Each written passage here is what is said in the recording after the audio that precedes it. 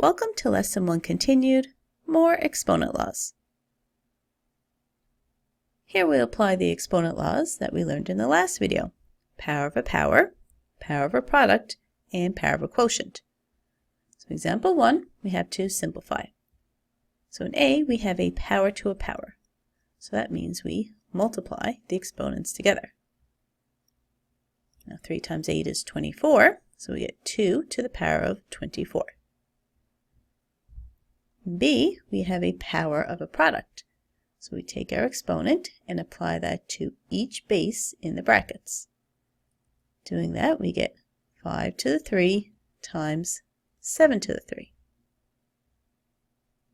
Now for C, we have a power of a quotient.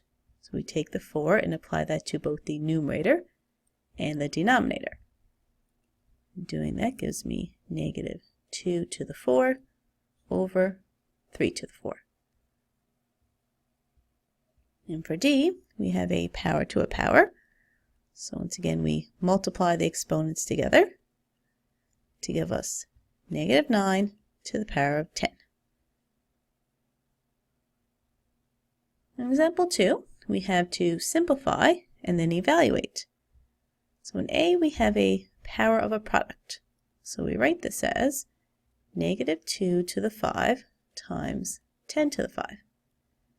Now negative 2 to the 5 is negative 32, and 10 to the 5 is 1 followed by 5 zeros. Now multiplying that together, I get negative 3,200,000. For B, I have to multiply the two 3's together to give us 5 to the 9. Now when we put this in the calculator, we don't need to multiply 5 by itself 9 times. Most scientific calculators should have an exponent button. On my calculator, for example, I have this button here. And so to enter 5 to the 9, I'll press 5, then this button, and then press 9. Some other calculators may have this button here to represent an exponent. So take the time to look for the exponent button on your calculator. You should get 1,953,125. Now for C, we have a power of a quotient. So we can write this as 11 to the power of 4 over 7 to the 4.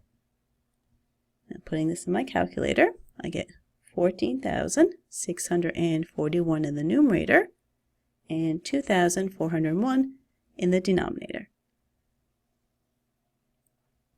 Now for D, I can write this as negative 4 squared times negative 3 squared.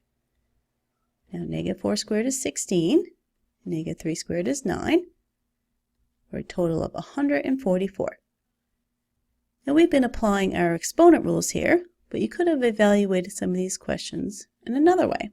So for example, in D, I could multiply negative 4 and negative 3 first to give me 12, and then square that, I would get 144. In example 3, we have to write each as a single power.